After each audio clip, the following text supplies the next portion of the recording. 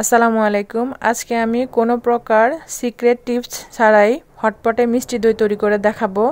দোকান থেকে তো মিষ্টি দই কিনে খাওয়া যায়, কিন্তু বাড়িতে এই মিষ্টি দই বানানোর মজাই আলাদা।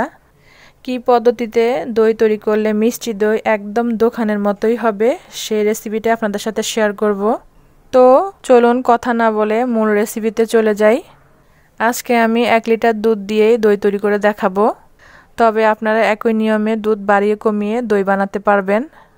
আমি এখানে 1 লিটার ফুল ক্রিম দুধের সাথে 1 কাপ গুঁড়ো দুধ দিয়ে দিব। এবার গুঁড়ো দুধ দুধের সাথে ভালো করে মিশিয়ে নিব। দই বানাতে প্রথমে আমি 1 কাপ চিনি দিয়ে ক্যারামেল তৈরি করে নিব। আর এই 1 কাপ চিনি দিয়ে আমি মিষ্টি দই বানিয়ে নিব।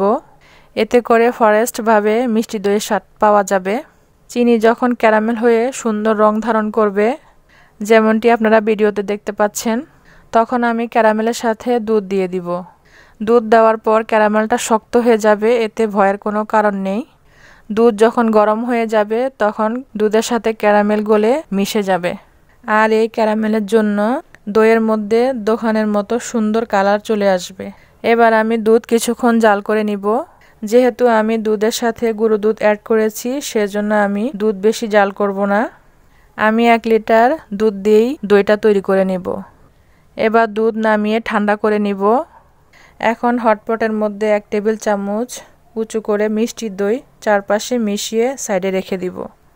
অনেকেই বলেন সবার হাতে নাকি দই জমে না, তবে এভাবে দই বানালে যে কখনো দই বানাননি তার হাতও সুন্দরভাবে দইটা জমে যাবে।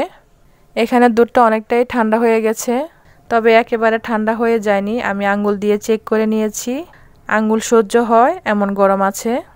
এবার দুধের মধ্যে 2 টেবিল স্পুন মিষ্টি দই দিয়ে একটি হ্যান্ড উইক্স দিয়ে কিছুক্ষণ ফেটে নিব। এতে করে দোকানের দইয়ের মতো দইয়ের উপর ফেনার মতো দেখা যাবে। আর দইয়ের উপর ফেনার মতো দেখতে আমার কাছে খুবই ভালো লাগে। এখন দুধ হটপটে সেট করে হটপটের মুখ ভালো করে লাগিয়ে দিব।